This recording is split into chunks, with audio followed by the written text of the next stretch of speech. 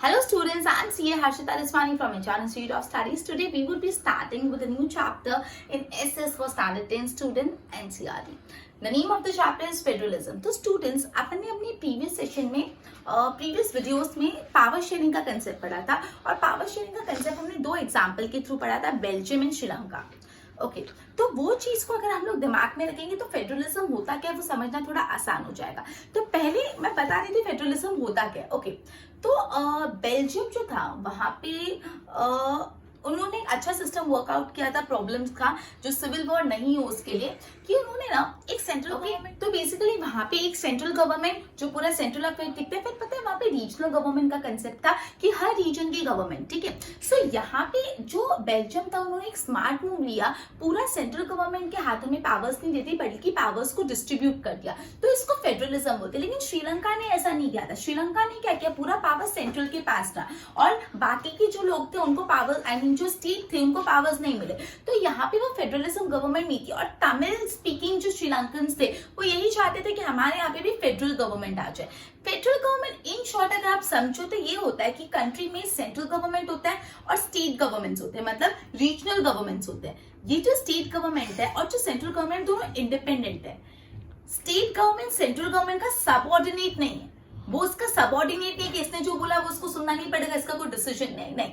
दोनों के individual decision है, दोनों के सब्जेक्ट डिवाइडेड है कि इस मैटर पे सेंट्रल गवर्नमेंट डिसीजन लेगा, इस मैटर पे स्टेट लेगा और ये मैटर पे दोनों मिलके रहेंगे. उसको बोलते हैं फेडरल गवर्नमेंट. इंडिया में फेडरल गवर्नमेंट है, यस. ठीक है. तो फेडरल गवर्नमेंट मतलब क्या होता है समझ आएगा. अब अपन रीड करते हैं. चलो व्हाट इज फेडरलिज्म. सबसे पहले आपको फेडरलिज्म होता है क्या बताएं. तो हमने बेल्जियम और श्रीलंका का एग्जाम्पल देखा था लास्ट चैप्टर में. अपन ने बेल्जियम और श्रीलंका का एग्जाम्पल देखा था लास्ट चैप्टर में.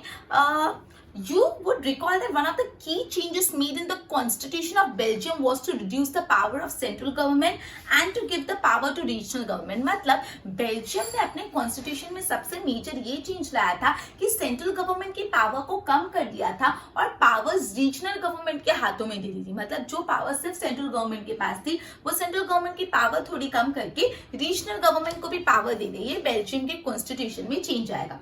Regional government existed in Belgium even earlier. Belgium में ये चेंज है ना, उससे पहले भी बेल्जियम में रीजनल गवर्नमेंट तो थी but they had their roles and power but all this power given to the government and could be withdrawn by the central government. देखो अब बेसिकली ये कॉन्स्टिट्यूशन में चेंजेस आया ना बेल्जियम में, उससे पहले भी सेंट्रल गवर्नमेंट और रीजनल गवर्नमेंट थे. लेकिन रीजनल गवर्नमेंट को सारे पावर सेंट्रल गवर्नमेंट से लेने पड़ते थे. इनका कोई इंडिपेंडेंट डिसीजन नहीं था. लेकिन इन द ईयर 1993 एक चेंज हुआ and regional government were given constitutional power that were no longer dependent on central government. मतलब 1993 ईयर में एक चेंज आया और जो रीजनल गवर्नमेंट है उनको भी पावर्स मिल गए और वो पावर्स उनको सेंट्रल गवर्नमेंट पे डिपेंडेंट नहीं थे, उनके इंडिविजुअल को खुद के पावर्स थे. ठीक है. Thus बेल्जियम यूनिटरी फॉर्म से फेडरल फॉर्म में शिफ्ट हुआ. बेल्जियम शिफ्ट हुआ from unitary form of government to federal form of government. तो अब आपको शायद से क्लियर होगा यूनिटरी और फेडरल दोनों अपोजिट है. यूनिटरी फॉर्म ऑफ गवर्नमेंट में सारा पावर स्टेट गवर्नमेंट के पास सारा पावर सेंट्रल गवर्नमेंट के पास होता है जो मेन पूरे कंट्री की यूनियन गवर्नमेंट के पास होता है और स्टेट गवर्नमेंट सिर्फ उनके सबऑर्डिनेट्स होते हैं. यूनिटरी यूनिट मतलब एक यूनिट सिर्फ एक ही पावरफुल है, दैट इज सेंट्रल. लेकिन फेडरल गवर्नमेंट में सेंट्रल गवर्नमेंट के पास भी पावर्स होते हैं और स्टेट गवर्नमेंट के पास भी अपने इंडिपेंडेंट पावर्स होते हैं. क्लियर. तो बेल्जियम पहले यूनिटरी फॉर्म ऑफ गवर्नमेंट में था, उससे शिफ्ट हो गया तो federal form of government in the year 1993. Clear. Okay. लेकिन श्रीलंका ने ऐसा नहीं किया. इससे तो श्रीलंका में इतनी सिविल वॉर हुई. श्रीलंका ने बोला नहीं हम तो यूनिटरी गवर्नमेंट ही फॉलो करेंगे जहाँ पे नेशनल गवर्नमेंट के पास सारे पावर है. नेशनल गवर्नमेंट मतलब सेंट्रल गवर्नमेंट, पूरी कंट्री की यूनियन गवर्नमेंट के पास ही पावर रहेंगे. और जो तमिल लीडर्स थे उनको क्या चाहिए था, श्रीलंका को एक फेडरल सिस्टम बनाना था. ठीक है. तो federalism is a system of, अब फेडरलिज्म को यहाँ पे फोकस किया. It's a system of government which power is divided between central authority and various constituent unit of the country. मतलब फेडरलिज्म एक ऐसा फॉर्म ऑफ गवर्नमेंट है जिसमें पावर्स, फेडरलिज्म एक ऐसा फॉर्म ऑफ गवर्नमेंट है, ऐसा फॉर्म ऑफ गवर्नमेंट जिसमें पावर्स दो जगह बांटे जाते हैं. एक तो सेंट्रल मतलब क्या होता है जो यूनियन गवर्नमेंट और दूसरा constituency of state. Constituency of country मतलब कंट्री के अलग अलग हिस्सों में भी पावर्स दिए जाते हैं, हम इसको स्टेट गवर्नमेंट भी बोल सकते हैं तो रीजनल गवर्नमेंट भी, ठीक है। तो federalism is a form of government जहाँ पे पावर्स सेंट्रल गवर्नमेंट और डिफरेंट कॉन्स्टिट्यूएंसी ऑफ कंट्री के बीच में बांट दिए जाते हैं, ठीक है। One of the government for the entire country that is usually responsible for few subject of common interest, मतलब जो यूनियन गवर्नमेंट होती है, जो पूरे कंट्री की गवर्नमेंट होती है, वो ऐसे सब्जेक्ट के लिए रिस्पॉन्सिबल होती है जो पूरे कंट्री के हित में होते हैं, इंटरेस्ट में होते हैं। और जो बाकी की गवर्नमेंट है वो डे टू डे मैटर पे ध्यान देती है। मतलब इंडिया का एग्जांपल ले ले तो इंडिया में यूनियन गवर्नमेंट है, दैट इज सेंट्रल गवर्नमेंट, और हर स्टेट की खुद की गवर्नमेंट है। गुजरात की गवर्नमेंट अलग, महाराष्ट्र की, राजस्थान की गवर्नमेंट अलग, उत्तर प्रदेश की गवर्नमेंट अलग, बिहार की गवर्नमेंट अलग। हर गवर्नमेंट मतलब जो गुजरात की गवर्नमेंट है, मतलब जो स्टेट गवर्नमेंट है, वो गुजरात की एडमिनिस्ट्रेटिव मैटर्स पे ध्यान देगी, और जो सेंट्रल गवर्नमेंट है वो पूरे कंट्री के मैटर्स पे ध्यान देगी, right. Both these levels of government enjoy their power independent of each other। ये बात ही सबसे महत्वपूर्ण है कि दोनों गवर्नमेंट को पावर्स तो है, लेकिन दोनों गवर्नमेंट के पावर्स इंडिपेंडेंट है, एक दूसरे पे डिपेंडेंट नहीं है। अगर ये डिपेंडेंट हो जाए तो फिर फेडरलिज्म का कंसेप्ट ही फेल हो जाए, ठीक है। So in this sense federalism are contrasted with unitary government. Obviously जो फेडरल गवर्नमेंट है वो यूनिटरी गवर्नमेंट से कॉन्ट्रास्ट है, कॉन्ट्रास्ट मतलब उल्टी है, ठीक है। Under the unitary system, जब unitary system है, either there is only one level of government or sub-unit are subordinate of central government। unitary system में या तो सिर्फ एक level of government होगा, सिर्फ central, या तो regional government होंगे, लेकिन वो regional government independent नहीं होंगे, वो central government के subordinates होंगे, ठीक है। central government order pass करेगी, लेकिन federal system में central government state government को order नहीं pass कर सकते, सेंट्रल गवर्नमेंट स्टेट गवर्नमेंट को ऑर्डर नहीं पास कर सकते। जैसे अभी रिसेंटली आपने सुना होगा कि अभी जो कोरोना में सेंट्रल ने अलग अलग ऑर्डर पास कर दिए। जैसे अभी रिसेंटली ऑर्डर आया कि मल्टीप्लेक्सेस ओपन होना अलाउड है विद 50% सीटिंग कैपेसिटी। ये सेंट्रल गवर्नमेंट का ऑर्डर है, सब्जेक्ट टू स्टेट, मतलब स्टेट जो चाहता है फिर वो अपने विल से कर सकता है। सेंट्रल गवर्नमेंट स्टेट पे इम्पोज नहीं करी, स्टेट का विल है, ठीक है। सो यहाँ पे फेडरलिज्म में फेडरल गवर्नमेंट ने, सेंट्रल गवर्नमेंट अपनी पावर स्टेट गवर्नमेंट पे इम्पोज नहीं कर सकती, ठीक है।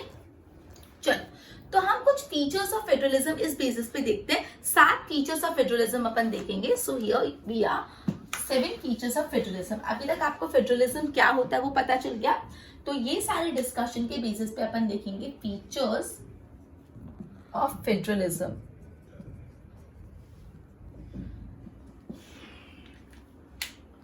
There are 2 or more level of government। Obviously, federalism में गवर्नमेंट कभी भी एक नहीं होती, 2 या 2 से भी ज्यादा। एक होती है तो यूनिटरी हो गया ना।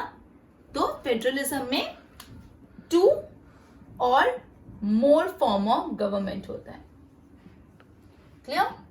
Second, different tiers of government govern the same citizen, but each tier has its own jurisdiction and specific to matters of legislative, taxation and administration। मतलब सपोज फॉर एग्जाम्पल मैं सिटीजन हूँ ऑफ इंडिया, मेरे को central government भी govern कर रहा है और स्टेट गवर्नमेंट भी गवर्न कर रहा है। मतलब एक सिटीजन को सेंट्रल गवर्नमेंट भी गवर्न करेगा और स्टेट गवर्नमेंट भी गवर्न करेगा, लेकिन उन दोनों का जो जुरिडिक्शन होगा ना, एरिया ऑफ गवर्नेंस, वो अलग अलग होगा। In terms of taxation matter हो गया, लेजिस्लेटिव, एडमिनिस्ट्रेशन। मतलब फेडरलिज्म में एक सिटीजन दो लोग गवर्न करेंगे, लेकिन उनका जुरिडिक्शन अलग होता है। दोनों गवर्नमेंट्स का जुरिडिक्शन अलग होता है। So different tiers of government govern the same citizen. अलग अलग tyres of government same citizen को गवर्न करते हैं, लेकिन उनका जुरिडिक्शन अलग होता है। क्लियर? सो यहाँ पे बोला है डिफरेंट टायर्स ऑफ गवर्नमेंट किसको गवर्न करे? सेम सिटीजन को गवर्न करे, लेकिन उनका jurisdiction is different. Next, the jurisdiction of respective level और tier of government are specified in the constitution. अब बात ये आती है कि आप बोल रहे हो कि एक सिटीजन को 2 या 2 से ज्यादा टायर्स ऑफ गवर्नमेंट गवर्न करते हैं, लेकिन उनका जुरिडिक्शन अलग होता है। बात क्या है, जुरिडिक्शन कहाँ लिखा हुआ है कि स्टेट गवर्नमेंट का क्या जुरिडिक्शन है, सेंट्रल गवर्नमेंट का क्या जुरिडिक्शन है, कहाँ लिखा हुआ है? तो ये स्पेसिफाई किया आपने कॉन्स्टिट्यूशन में कि ये स्टेट गवर्नमेंट का जुरिडिक्शन है, ये सेंट्रल गवर्नमेंट का, ठीक है। तो ये स्पेसिफाई करे गए जो भी जुरिडिक्शन है अलग अलग टायर्स ऑफ गवर्नमेंट के इन the constitution, right. So the existing and authority of each tier of government is constitutionally guaranteed। मतलब तो हर टायर की जो अथॉरिटी वो कॉन्स्टिट्यूशन में बताई गई है। तो बेसिकली जो अलग अलग टायर्स है उनका जुरिडिक्शन कहाँ पे बताया गया है? उनका जुरिडिक्शन बताया गया है कॉन्स्टिट्यूशन के अंदर, right. Fourth point, the fundamental provision of constitution cannot be unilaterally changed by one level of government. Such changes require the consent of both level of government. मतलब बेसिकली कॉन्स्टिट्यूशन के fundamental principle में कोई change लाना है तो कोई एक government वो चेंज नहीं कर सकती, दोनों गवर्नमेंट की कंसेंट से, सहमति से ही वो हो सकता है, ठीक है। तो जब भी अगर आपको बदलाव लाना है in the fundamental principle of constitution that can not be unilaterally done by one government, unilaterally मतलब सिंगल हैंडेडली, हमेशा उसके लिए दोनों गवर्नमेंट का कंसेंट चाहिए होता है, सहमति चाहिए होती है। तो वही बात बोलिए, fundamental principle of constitution can not be unilaterally change by one government, उनके लिए दोनों गवर्नमेंट का कंसेंट चाहिए। So simple.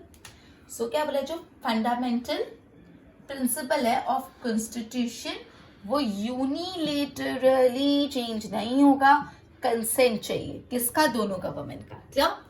Fifth one is courts have the power to interpret the constitution and the powers of different level of government. अब suppose constitution में कुछ लिखा है लेकिन उसका इंटरप्रिटेशन नहीं हो पा रहा, मतलब उसको समझ नहीं पा रहे आप। इंटरप्रेट करना मतलब समझना। तो अब सेंट्रल गवर्नमेंट बोल रहा है कि इसका मतलब ये है और स्टेट गवर्नमेंट बोल रहा है इसका मतलब ये है, दोनों ने खुद के फायदे में समझ लिया। समझने को तो कुछ भी समझते हैं, ठीक है, लेकिन इसका इंटरप्रिटेशन अगर प्रॉब्लम है तो कौन करेगा इसका इंटरप्रिटेशन? कोर्ट करेगा। कोर्ट बताएगा कि एक्चुअली इस कॉन्स्टिट्यूशन में क्या लिखा हुआ है। Clear. The highest court acts as an umpire if dispute arises between different level of government and exercise of their respective power. अगर सपोज सेंट्रल गवर्नमेंट और स्टेट का आपको डाउट आता होगा ना कि अगर हम लोग पावर्स दो में डिस्ट्रीब्यूट कर रहे हैं तो झगड़े होने के भी चांसेस है, कोई बोलेगा ये मेरा एरिया ऑफ जुरिडिक्शन है, कोई बोलेगा ये मेरा। सो इफ डिस्प्यूट अराइज हो रही है गवर्नमेंट्स के अंदर तो डिस्प्यूट को सॉल्व करने के लिए कौन बैठा है? Highest level of the court, मतलब जो सबसे बड़े लेवल पे कोर्ट होते हैं, सुप्रीम कोर्ट, वो मैटर को सॉल्व करेगा। मतलब बेसिकली कॉन्स्टिट्यूशन का जो इंटरप्रिटेशन है वो कौन करेगा? कोर्ट, और वही डिस्प्यूट सॉल्व करेगा। 6 point, sources of revenue of each level of government can be clearly specified to ensure financial autonomy. आप बेसिकली ऐसा भी बोलते हैं ना कि भाई पावर तो बता दी, ये आपका जुरिडिक्शन है, लेकिन पैसा किसको कहां से कितना पैसा मिलेगा वो भी तो स्टेट गवर्नमेंट बोलेंगे हमारे पास तो पैसा ही नहीं है, हमारा स्टेट कैसे चलाए। सेंट्रल गवर्नमेंट बोलेंगे सारा पैसा तो स्टेट गवर्नमेंट के पास चलेगा, हम कैसे चलाए। सो कितना सोर्स ऑफ रेवेन्यू किसका है वो भी क्लियरली स्पेसिफाइड होता है। क्लियर। तो 6 point is source of revenue. 7th, the federal system thus has dual objective, मतलब इन शॉर्ट फेडरल गवर्नमेंट के दो ऑब्जेक्टिव है। पहला, to safeguard and promote the unity of country while at the same time accommodate regional diversity. मतलब federal government दो objective को satisfy करता है। पहला, to safeguard and promote the unity of country, country में एकता बनी रहे, यूनिटी बनी रहे, वो ध्यान रखता है। दूसरा, अकोमोडेट रीजनल डाइवर्सिटी, जो अलग अलग रीजन में डाइवर्सिटी, कहीं गुजरात में गुजराती पीपल्स है, महाराष्ट्र में मराठी, ईस्ट में अलग, साउथ में अलग, तो जो रीजनल डाइवर्सिटी उन सबको अकोमोडेट करने का काम होता है फेडरल गवर्नमेंट का। Therefore, two aspects are crucial for institution and practice of federalism. Government at different levels should agree to some rules for power sharing. मतलब इन छोड़ अगर आप फेडरल गवर्नमेंट को अच्छे से काम करवाना है तो पहला बात पावर शेयरिंग में बिलीव रखना पड़ेगा कि पावर शेयर करो तो ही आपका कंट्री चल पाएगा। They should also trust each other और abide by its part of agreement, और दोनों को भरोसा होना चाहिए कि एज ए सेंट्रल गवर्नमेंट मुझे भरोसा है कि स्टेट गवर्नमेंट अपना काम करे, स्टेट गवर्नमेंट को भरोसा है कि सेंट्रल गवर्नमेंट अपना काम करे। एक आइडियल फेडरल सिस्टम के दो एस्पेक्ट है, इंपॉर्टेंट, लिसन केयरफुली। एक आइडियल फेडरल सिस्टम के दो एस्पेक्ट है। पहला, म्यूचुअल ट्रस्ट, एक दूसरे पे विश्वास। अगर जो फॉर्म्स ऑफ गवर्नमेंट है वो एक दूसरे पे विश्वास नहीं रखेगी तो कभी भी कंट्री नहीं चल पाएगी। तो पहला एस्पेक्ट है म्यूचुअल ट्रस्ट एंड दूसरा है agreement to live together. Agreement to live together कि आप एकत्र होकर साथ में मिलके कंट्री को चलाएंगे और साथ में रहेंगे। तो ये इंपॉर्टेंट है, 1 मार्क ले कि फेडरल गवर्नमेंट के कौन से दो एस्पेक्ट है। पहला, mutual trust and second, agreement to live together. Okay, the exact balance of the power between central and state government vary from one federation to another. अब कितना पावर स्टेट को है कितना सेंट्रल का, वो अलग अलग कंट्री का अलग अलग होता है। This balance depends mainly on the historical context in which federation was formed. There are two kind of route through which federation have been formed. अब कैसे पता चलेगा कि फेडरेशन बोल रही हो ना, मतलब फेडरल कंट्री, कि फेडरेशन हैज बीन फॉर्म मतलब फेडरल कंट्री, ठीक है। तो बेसिकली कितना पावर किसमें देना है वो किस पे डिपेंड करता है कि वो फेडरेशन, वो फेडरल कंट्री का हिस्टोरिकल बैकग्राउंड क्या है। दो तरीके से हो सकता है। पहला, first two involved independent state coming together on their own to form a bigger unit so that by pooling sovereignty and retaining identity they can increase their security. This type of coming together federation include, अब देखो पहला federation कैसे होता है कि जो अलग अलग इंडिपेंडेंट स्टेट है वो सारे साथ में मिलके आए और बोला कि अभी अपन एकजुट होके फेडरल सिस्टम फॉर्म करते हैं, ठीक है। ये जो कमिंग टुगेदर फेडरेशन इसको बोलते हैं कि अलग अलग स्टेट इंडिपेंडेंट आए और बोला चलो हम साथ में मिलके रूल करते, फेडरल रूल करते हैं, तो इसको बोलते हैं कमिंग टुगेदर फेडरेशन। ये कहाँ पे है? यूएसए, स्विट्जरलैंड, ऑस्ट्रेलिया, यहाँ पे ये सब है। ये जो फर्स्ट कैटेगरी जो भी अपन ने पढ़ा ना, कमिंग टुगेदर फेडरेशन के इंडिपेंडेंट स्टेट और साथ में मिलके रूल कर रहे हैं। all the constituent state usually have equal power and stronger vis-a-vis the federal government। मतलब ये जो टाइप ऑफ फेडरलिज्म होता है, मतलब जब इस कमिंग टुगेदर फेडरेशन, इसमें हर स्टेट के पास यूजुअली इक्वल पावर होते हैं कि हर इंडिपेंडेंटली स्ट्रॉन्ग स्टेट आए, बोला let's form a federal and rule the entire country on the base of federal system of government. Coming together federation जो यूएसए, स्विट्जरलैंड में, यहाँ पे मोस्टली जितने भी स्टेट्स होते हैं उनके सबके पास इक्वल पावर होते हैं। दूसरा कौन सा फेडरेशन होता है? Second route is where large country decide to divide the power between constituency, state and national government। दूसरा वाला अपना इंडिया वाला क्या कि एक पूरी कंट्री ने डिसाइड किया कि हम पावर स्टेट में डिवाइड कर लेते हैं, इसको बोलते हैं सेकंड वाला। पहले वाले में क्या है? इंडिपेंडेंट स्टेट आके एक साथ मिले।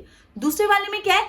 पूरी कंट्री ने डिसाइड किया मिलके, एक एज अ होल कंट्री थी कि हम अलग अलग स्टेट में पावर डिवाइड कर लेते हैं, ठीक है। तो ये कहाँ पे चलता है? इंडिया, स्पेन, बेल्जियम, और इसको क्या बोलते हैं? Holding together federation. पहले वाला था कमिंग टुगेदर फेडरेशन, अलग अलग स्टेट्स और फेडरेशन फॉर्म किया, और दूसरा एक कंट्री ने अलग अलग स्टेट्स को अपना पावर दे दिया, that is holding together federation. दोनों बहुत इंपॉर्टेंट है। आपको पूछे कंट्री का नाम बताओ जहाँ पे कमिंग टुगेदर फेडरेशन चलता है, कंट्रीज का नाम बताओ जहाँ पे होल्डिंग टुगेदर फेडरेशन चल रहा है। तो इंडिया कौन है? होल्डिंग टुगेदर फेडरेशन, ठीक है।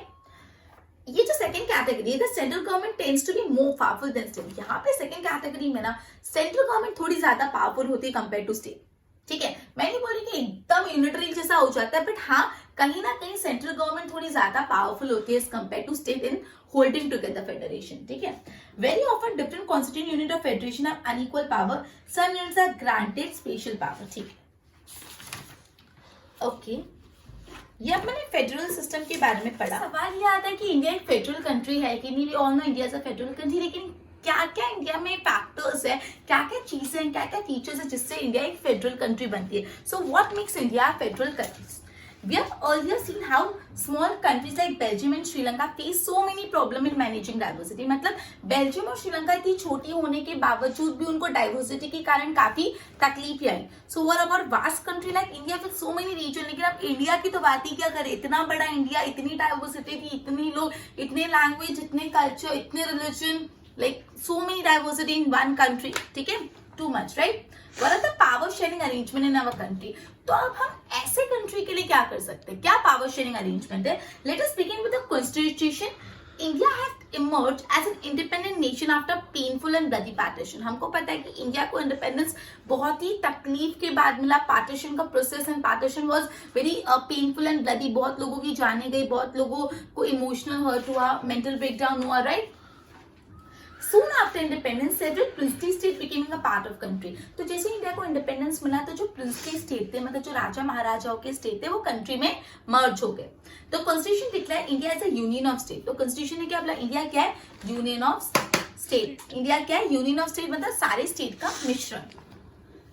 although it did not use the word federalism, मतलब इंडिया ने फेडरलिज्म नहीं बोला, लेकिन हाँ ऐसा बोला कि India as a union of state. The Indian union is based on the principle of federalism. भले फेडरलिज्म वर्ड यूज नहीं किया, लेकिन तब से इंडिया का जो यूनियन ऑफ फेडरलिज्म की कंसेप्ट पे ही चलता है। Let us go back to 7 features of federalism. कैसे? 7 फीचर्स फेडरलिज्म के याद है मैंने पढ़े थे, वो देखते हैं। We can see that all these features apply to provisions of Indian Constitution। ये सातों 7 फीचर्स इंडिया के कॉन्स्टिट्यूशन पे लागू पड़ते हैं। तो मतलब इंडिया फेडरल स्टेट है। Constitution originally provided for the 2 tyre system of government. हमारे यहाँ पे कितना टायर सिस्टम ऑफ गवर्नमेंट है? 2 टायर, मतलब 2 गवर्नमेंट है। कौन सा? यूनियन गवर्नमेंट और स्टेट गवर्नमेंट, ठीक है। यूनियन गवर्नमेंट पूरे इंडिया का होता है, स्टेट गवर्नमेंट स्टेट का होता है। फिर बाद में 3rd टायर ऑफ सिस्टम भी आया, जो है पंचायत और म्यूनिसिपैलिटी, जिसको हम लोकल सेल्फ गवर्नमेंट बोलते हैं। एक तो two tier system of originally government है, सेंट्रल गवर्नमेंट जो पूरे कंट्री का है, स्टेट गवर्नमेंट जो इंडिविजुअल स्टेट का है, एंड थर्ड वन जो लोकल सेल्फ गवर्नमेंट जो इंडिविजुअल जो पंचायतीज एंड म्यूनिसिपैलिटीज आते हैं। As an any federation these different tiers enjoy separate jurisdiction. मैंने आपको बताया था ना कि ये जितने भी टायर्स ऑफ गवर्नमेंट है सबका जुरिडिक्शन अलग होता है, और ये जुरिडिक्शन कहाँ पे मेंशन होता है? कॉन्स्टिट्यूशन में। तो इंडिया का हम जुरिडिक्शन पढ़ते हैं, तो इंडिया में तीन, तो बेसिकली कौन से गवर्नमेंट का क्या जुरिडिक्शन है वो कहाँ पे बताती है? कॉन्स्टिट्यूशन में। यूनियन लिस्ट, स्टेट लिस्ट और कंकरेंट लिस्ट। यूनियन लिस्ट में वो सब्जेक्ट है जो सेंट्रल गवर्नमेंट देखेंगे, स्टेट लिस्ट में वो सब्जेक्ट है जो स्टेट गवर्नमेंट देखेंगे, और कंकरेंट लिस्ट में वो सब्जेक्ट है जिसमें यूनियन और स्टेट साथ में मिलकर डिसीजन लेंगे। तो यूनियन लिस्ट देखते हैं, इसमें कौन कौन सा आ जाता है? जो ऐसे मैटर जो पूरे कंट्री के इंपॉर्टेंस के लिए होते हैं। डिफेंस कोई एक स्टेट का नहीं तो पूरे कंट्री का इंपॉर्टेंस है। डिफेंस हो गया, फॉरेन अफेयर्स हो गए, बैंकिंग, कम्युनिकेशन, करेंसी, ये सारे मैटर्स है यूनियन लिस्ट में। इंपॉर्टेंट है ध्यान रखना कि कौन से मैटर्स यूनियन लिस्ट में इंक्लूडेड है। Defence, currency, foreign affairs, banking, they are included in this list because we need a uniform policy of this matter. Basically ये सारे मैटर्स ऐसे जो स्टेट बाय स्टेट डिफर करेंगे तो नहीं चलेगा। हम नहीं बोल सकते हमारे ये स्टेट की करेंसी है, दूसरे स्टेट की करेंसी है, पूरे इंडिया का सेम होता है तो वो सेंट्रल गवर्नमेंट ही देखेंगे, ठीक है। The union government alone can make law relating to subject mentioned in union list. जो मैटर्स यूनियन लिस्ट में, वो मैटर्स के रिलेटेड लॉ और डिसीजन सिर्फ और सिर्फ यूनियन गवर्नमेंट लेगी, उसको स्टेट गवर्नमेंट से कोई परमिशन नहीं लेना देना नहीं, ठीक है। यूनियन गवर्नमेंट अपने मैटर्स पर डिसीजन लेंगे, डिफेंस मैटर्स हो गए, जो फॉरेन अफेयर्स मैटर्स हो गए, इंश्योरेंस, रेलवे, ये सब, ठीक है ना। आ जाता है नेक्स्ट बैंकिंग और ये सब, ठीक है। फिर आ जाता है state list. State list subject matter contain subjects of state और लोकल इंपॉर्टेंस।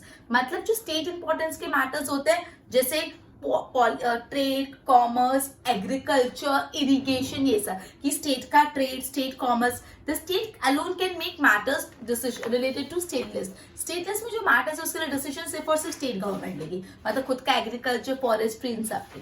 फिर कॉन्करेंट लिस्ट आ जाता है। इट इंक्लूड मैटर जो यूनियन और सेंट्रल दोनों के कॉमन इंटरेस्ट में, जैसे education, forest, trade union, marriages, adoption, succession. Both union as well state government इस सब्जेक्ट पे मैटर लेता है, और अगर कोई कंफ्लिक्ट होता है the law made by union government will prevail. Very important. ये जो मैटर्स होते हैं कंकरेंट लिस्ट, उस पर यूनियन गवर्नमेंट और स्टेट गवर्नमेंट मिलकर डिसीजन लेता है, लेकिन अगर दोनों का ओपिनियन डिफर करता है तो किसका ओपिनियन चलेगा?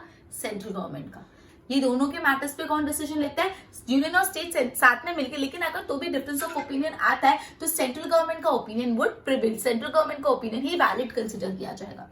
What about the subject that do not fall in any of this list? अब अगर ऐसे कोई सब्जेक्ट है जो तीनों में से कोई लिस्ट में आते नहीं है, उसका क्या करें? और subject like computer software that came up after the constitution of India. अब जो कंप्यूटर सॉफ्टवेयर जो भी आप पढ़ रहे हो वो तो कॉन्स्टिट्यूशन के बाद है, उनका क्या? According to our constitution the union government has the power to legislate on this residual matter. Very important student, जो ऐसे मैटर्स है जो मैटर ना स्टेट लिस्ट में इंक्लूडेड है, ना यूनियन लिस्ट में इंक्लूडेड है, और ना कॉन्करेंट लिस्ट में इंक्लूडेड है, उन पे डिसीजन कौन लेगा? उन पे डिसीजन लेगा सेंट्रल गवर्नमेंट, और उसका हेड के रेसिड्यूरी पावर्स। जो पावर्स तीनों में से कोई भी लिस्ट में नहीं इंक्लूडेड है, जो ऐसे मैटर है जो कॉन्स्टिट्यूशन बनने के बाद आए हैं, उन पे डिसीजन लेगा central government under the head of residuary powers. Clear? We noted that about though most of the federation that are forming holding together do not give equal power to constitutional union. This all states in Indian Union do not have identical power. Some states enjoy special status. Jammu Kashmir has its own constitution. Many provisions of Indian constitution are not applicable to this state without approval of state assembly. Indians who are not permanent resident of this state cannot buy land or houses there. Similarly, special provision exist for some other state as well. देखो हमने ये पढ़ा जो countries में holding federation होता है, holding on federation concept चलता है, होल्डिंग टुगेदर फेडरेशन मतलब पूरी कंट्री उसमें से अलग अलग स्टेट्स को पावर दिया हुआ है। वो स्टेट में यूजुअली हर स्टेट का इक्वल पावर नहीं होता, कोई स्टेट को ज्यादा स्पेशल राइट्स मिलते हैं, कोई स्टेट को कम। जैसे इंडिया में जम्मू कश्मीर है, जम्मू कश्मीर का खुद का कॉन्स्टिट्यूशन है, ठीक है, वो इंडिया कॉन्स्टिट्यूशन नहीं फॉलो करता, वो खुद का ही कॉन्स्टिट्यूशन फॉलो करता है, तो उसको स्पेशल पावर्स दी हुई है। ऐसे दूसरे स्टेट भी जिनको स्पेशल पावर है। सो इंडिया में होल्डिंग अप कॉन्स्टिट्यूशन चलता है जहाँ पे हर स्टेट को इक्वल पावर्स नहीं होते। There are some union in the Indian Union which enjoy very little power. These are areas which are too small or became independent, too small to become independent state, but which could not be merged with any of existing state. Therefore, area like Chandigarh, Lakshadweep, capital city of Delhi are called union territory. These territories do not have the powers of state. The central government has a special power running this area. अब India में कोई कोई ऐसे reason है जहाँ पे powers come होते हैं, जो इतने छोटे हैं कि इंडिविजुअली उनका स्टेट का उसमें डिजिग्नेशन नहीं दिया जा सकता, जिनको हम फिर यूनियन टेरिटरी बेसिस पे जज करते हैं। यूनियन टेरिटरीज का जुरिडिक्शन भी सेंट्रल गवर्नमेंट के पास होता है। The sharing of power between union government and state government is basic to structure of constitution. It is not easy to make changes in this power sharing.